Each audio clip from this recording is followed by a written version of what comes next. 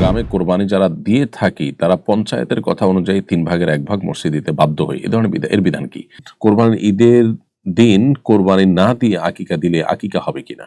পল্লী চিকিৎসক যারা হসপিটালে রোগী পাঠিয়ে কমিশন নিয়ে থাকে, এটা কি হালাল? আমি রাগ হয়ে আম্মুর সাথে কথা বলি না, এজন্য কি কোনো পাপ হবে? মোবাইল অ্যাপস থেকে রেকর্ডের আজান শুনে আজানের জবাব দেওয়া যাবে কিনা? ডিপ্রেশন বা উদ্বেগ কাটানোর ইসলাম সম্মত উপায় কি? জেনার গুনাহ থেকে কি মাপ পাওয়া সম্ভব? তওবা কিভাবে করা উচিত? সমাজে মানুষদের বলতে শোনা যায় 6 বা 8 বছর বয়সে নাকি সুন্নতে খাতনা করা যাবে না। খাতনার জন্য কি কোনো বয়স নির্দিষ্ট করা আছে? চলুন তাহলে আর বিলম্ব না করে আমরা প্রশ্নোত্তর আলোকিত ভুবনে প্রবেশ করি।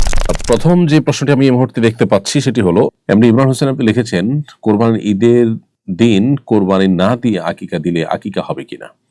কোরবানির ঈদের দিন কোরবানি না দিয়ে আকিকা দেওয়া অবশ্যই নাজায়েজ এবং গর্হিত কাজ। কারণ কোরবানির দিন কোরবানি দেওয়াটাই হলো সবচেয়ে গুরুত্বপূর্ণ বিধান আল্লাহ তাআলার, এবং কোরবানির বিধানটাই হলো আবশ্যক।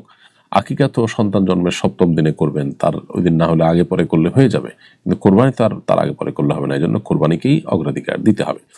লিও জেমস এআইডি থেকে আপনি লিখেছেন, আমি রাগ হয়ে আম্মুর সাথে কথা বলি না, এজন্য কি কোনো পাপ হবে?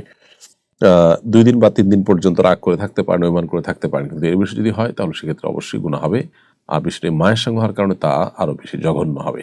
অতএব নিজের ব্যক্তিগত ইগো বা জেদ এগুলোকে পদদলিত করে আল্লাহর নির্দেশকে আমাদের সামনে রেখে অগ্রসর হতে হবে। আল্লাহ আমাদের সেই তৌফিক দান করুন। সুজানা ইসলাম লিখেছেন, জেনার গুনাহ থেকে কি মাপ পাওয়া সম্ভব? তওবা কিভাবে করা উচিত? সকল গুনাহ আল্লাহ তাআলা মাফ করবেন, জেনার গুনাহ থেকেও আমরা অবশ্যই আল্লাহ তাআলার কাছ থেকে ক্ষমা চাইতে পারি।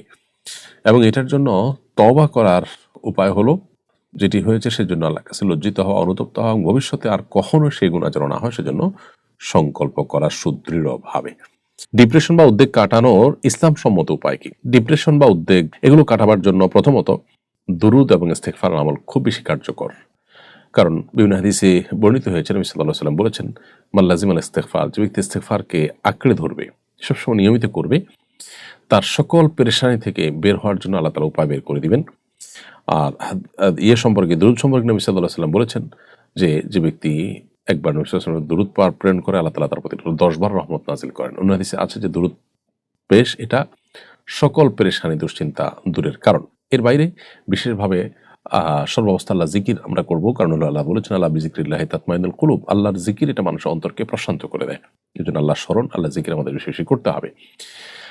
এবং এর পাশাপাশি আমরা জানি যে আল্লাহ তাআলার ফয়সালাকে মেনে নেওয়া এটা ঈমানের গুরুত্বপূর্ণ একটা অংশ।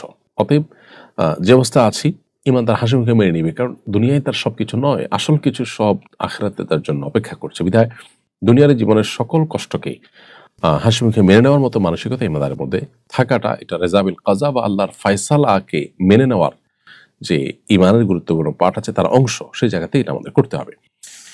এছাড়া ডিপ্রেশন থেকে দূরের জন্য নবী করিম সাল্লাল্লাহু আলাইহি ওয়াসাল্লামের আরেকটা দোয়া আছে, সেটা আমরা পড়তে পারি, আল্লাহুম্মা ইন্নী আউযু বিকাল হাম্মি ওয়াল হাযান।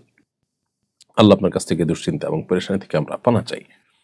ওয়াল আজজি ওয়াল কাসাল, অক্ষমতা থেকে এবং অলসতা থেকে আপনার কাছে পানাহ চাই।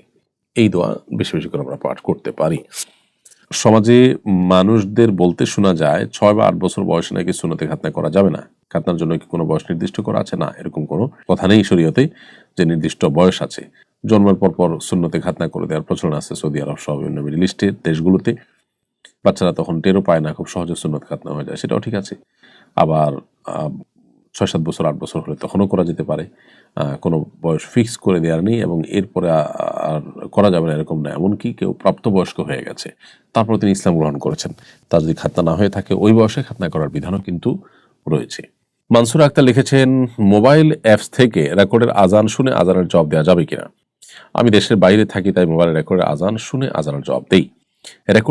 রেকর্ডেড আজান শুনে আপনি আজানের জবাব দিবেন না, তবে লাইভ আজান শুনে আজানের জবাব দিতে পারেন। সেটার বিভিন্ন রেডিওর মাধ্যমে হতে পারে বা অন্য কোনো উপায় হতে পারে, সেটা দিয়ে আপনি রেকর্ডেড আজান এর জবাব দিতে পারবেন।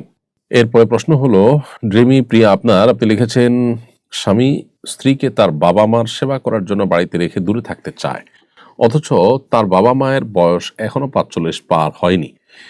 স্ত্রী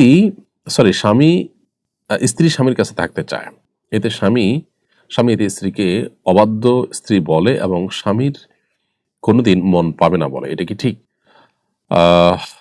দেখুন, প্রথম কথা হলো যে স্বামী যদি একান্ত নিরুপায় হয়, কোনো প্রয়োজনের প্রেক্ষিতে স্ত্রীকে নিজের কর্মস্থল থেকে দূরে রাখেন, সেটা শরিয়ার দৃষ্টিকোণ থেকে নাজায়েজ কাজ নয়, সেটা জায়েজ আছে। কিন্তু একই সাথে এও মাথায় রাখতে হবে যে বাবা মার বয়স ৪৫-এর কম, তাদের সেবার নাম দিয়ে তাদের কাছে ফেলে রাখা এটা শরিয়ার যে স্পিরিট আছে তার সাথে সঙ্গতিপূর্ণ নয়। বরং শরিয়া চায় যে স্বামী যেখানে থাকবে স্ত্রী সেখানে থাকবে। বিভিন্ন কারণে অথবা নিরুপায় হলে অবশ্যই স্বামী স্ত্রীকে দূরে রাখার অধিকার স্বামীর আছে, কিন্তু স্ত্রীর যে হক, তার যে অধিকারগুলো আছে সেগুলো যেমন আদায় করতে হবে, ঠিক একইভাবে দূরে ফেলে রাখার ক্ষেত্রে যৌক্তিক কোনো কারণ থাকা দরকার। অযৌক্তিক কারণে তাকে যদি ফেলে রাখা হয় তাহলে এটা অবশ্যই স্বামীর জন্য অনুচিত কাজ। এখন বাবা মার সেবা করাটা প্রথমত স্ত্রীর জন্য সেভাবে অপরিহার্য নয়, কিন্তু নৈতিকতার কারণে স্বামীর প্রতি যে তার ভালোবাসার দায় আছে সেই জায়গা থেকে অবশ্যই তিনি শ্বশুর-শাশুড়ির খেদমত করার সর্বোচ্চ চেষ্টা করতে হবে, সেটা ভিন্ন বিষয়। কিন্তু ৪৫ পার হয় নাই এরকম বয়সের শ্বশুর শাশুড়িরাও আজকাল অনেক সময় দেখা যায় যে বৌমাদের কাছ থেকে খেদমতের জন্য বসে থাকেন এবং ছেলেরাও সেটা প্রত্যাশা করেন। এটা একেবারে অনুচিত কাজ। এই কালচারটা আমাদের দূর হওয়া দরকার। তারা অপারগ হয়ে গেলে, তারা বয়সে সিনিয়র, সেই জায়গা থেকে অবশ্যই তাদের খেদমত করার চেষ্টা করতে হবে, সেটা স্ত্রীর করা উচিত। বাট এরকম অনেকটা জোয়ান অথবা শক্ত সবল শ্বশুর শাশুড়িকে শুধু খেদমতের জন্য স্ত্রীকে দূরে ফেলে রাখা এটা শরিয়াতের তাকাদা বা শরিয়াতের চাহিদা নয়। জাহিদ ইসলাম রাজু আপনি লিখেছেন, আমাদের গ্রামে কোরবানি যারা দিয়ে থাকি তারা পঞ্চায়েতের কথা অনুযায়ী 3 ভাগের 1 ভাগ মসজিদ দিতে বাধ্য হই, এ ধরনের এর বিধান কি? কোরবানির গোশত 3 ভাগের 1 ভাগ এটা আপনি গরিব দুঃখীর জন্য রাখবেন, এই মর্মে কোরআন হাদিস আমাদেরকে নির্দেশনা দিয়েছে, এটা মুস্তাহাব।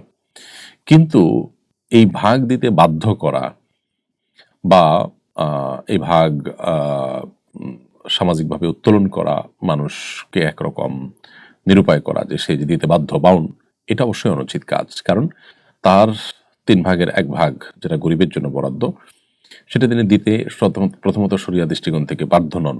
তিনি চাইলে নাও দিতে পারেন, কম বেশিও করতে পারেন। দ্বিতীয়ত হলো তিনি চাইলে তার মন মতো কোনো গরিব দুঃখীকে দিতে পারেন। অতএব এই বিষয়গুলো নিয়ে এলাকার মানুষজন স্বপ্রণোদিত হয়ে তাকে যদি বাধ্য করেন তাহলে সেটা তার প্রতি জুলুম হতে পারে এবং অনধিকার চর্চা হতে পারে। আব্দুল্লাহ লিখেছেন, বিকাশে লেনদেনের মাধ্যমে অর্জিত পয়েন্ট ব্যবহারের মাধ্যমে ক্যাশব্যাক পাওয়া যায়, এটা কি জায়েজ হবে কিনা?